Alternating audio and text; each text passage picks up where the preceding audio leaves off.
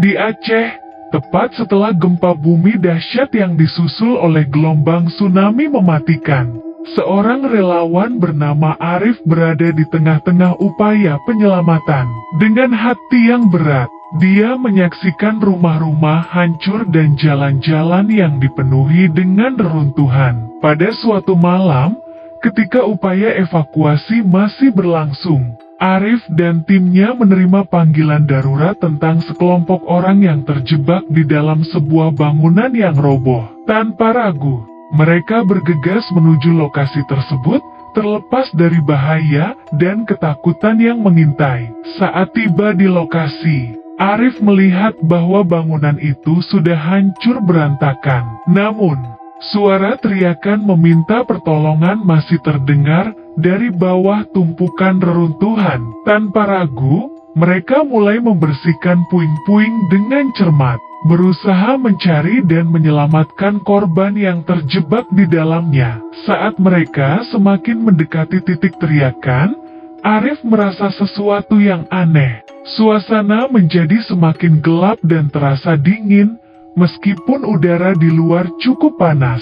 Dia merasa seolah-olah ada sesuatu yang mengawasinya dari kegelapan. Tiba-tiba, Arif dan timnya menemukan sebuah ruangan tersembunyi di bawah reruntuhan. Di dalamnya, mereka menemukan sekelompok orang yang terjebak di antara puing-puing. Namun, sesuatu terasa tidak beres. Ada aura yang gelap dan menakutkan di dalam ruangan itu. Ketika mereka hendak membawa korban-korban itu keluar, mereka mendengar suara-suara aneh yang datang dari dinding-dinding ruangan. Arif merasa jantungnya berdegup kencang. Namun dia mencoba untuk tetap tenang demi keberhasilan misi penyelamatan mereka. Namun ketika mereka hampir berhasil keluar dari ruangan, tanpa peringatan, Arif merasakan sesuatu yang meraih kakinya dari dalam bayangan. Dia jatuh tersungkur, terseret ke dalam kegelapan yang menakutkan. Ketika dia membuka mata, Arif mendapati dirinya terperangkap di dalam ruangan yang gelap dan terisolasi. Suara-suara aneh terus menggema di sekitarnya, membuatnya merinding hingga tulang. Dia menyadari bahwa dia dan timnya telah masuk ke dalam jebakan yang mengerikan. Mungkin bukan hanya sekadar jebakan fisik, tapi juga jebakan roh jahat yang bersemayam di dalam reruntuhan tersebut. Arif berusaha untuk tetap tenang dan mencari cara untuk keluar dari situasi yang menyeramkan itu. Namun, dia menyadari bahwa mereka mungkin harus berhadapan dengan sesuatu yang jauh lebih kuat dan gelap dari yang mereka kira. Dalam kegelapan yang menyelimuti, Arif bersumpah untuk tetap bertahan dan berjuang. Meskipun keberadaan mereka mungkin sudah terjebak di antara kekuatan-kekuatan yang tak terlihat, kekuatan yang jahat dan ganas.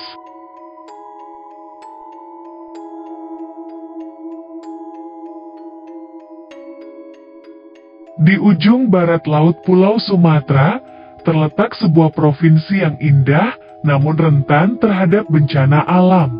Aceh, salah satu bencana paling mematikan yang pernah melanda wilayah ini adalah tsunami pada tahun 2004. Cerita horor evakuasi korban tsunami Aceh mungkin akan memberikan gambaran mengerikan dari kengerian bencana itu.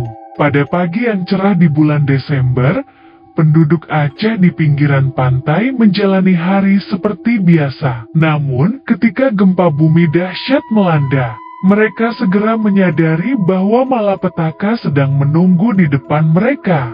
Gelombang besar setinggi gedung pencakar langit tiba-tiba menerjang pantai, menghancurkan segala sesuatu di jalannya. Kota-kota dan desa-desa di sepanjang pantai Aceh seketika menjadi puing-puing. Salah seorang yang selamat dari bencana itu adalah seorang wanita muda bernama Sari.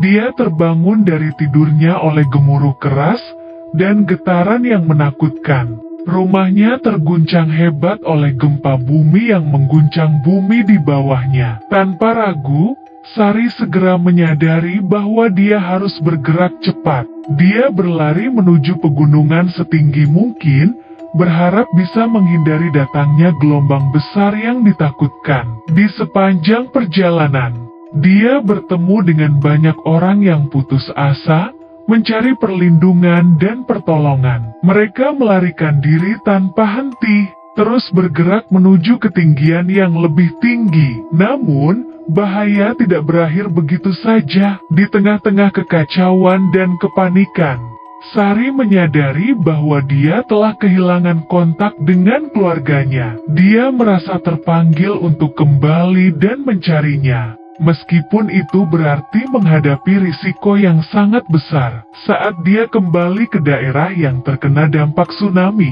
dia dihantui oleh pemandangan yang mengerikan. Bangkai-bangkai rumah, mobil, dan bahkan mayat-mayat manusia berserakan di sekitarnya. Tapi dia terus maju, berusaha mencari tanda-tanda kehidupan di antara reruntuhan yang hancur. Di tengah kegelapan dan kehancuran, Sari mendengar suara teredam yang memanggil namanya. Dengan hati yang berdebar, dia mengikuti suara itu dan menemukan keluarganya yang selamat dari bencana itu. Mereka berpelukan dalam kelegaan dan syukur, merayakan keajaiban bertahan hidup di tengah kekacauan tersebut. Cerita ini mengingatkan kita pada kekuatan manusia untuk bertahan dan berjuang di tengah bencana yang paling mengerikan sekalipun. Meskipun bencana tsunami Aceh telah merenggut banyak nyawa dan menyebabkan kerusakan besar, cerita seperti ini juga mencerminkan semangat keberanian dan kegigihan manusia dalam menghadapi malapetaka yang mengejutkan tersebut.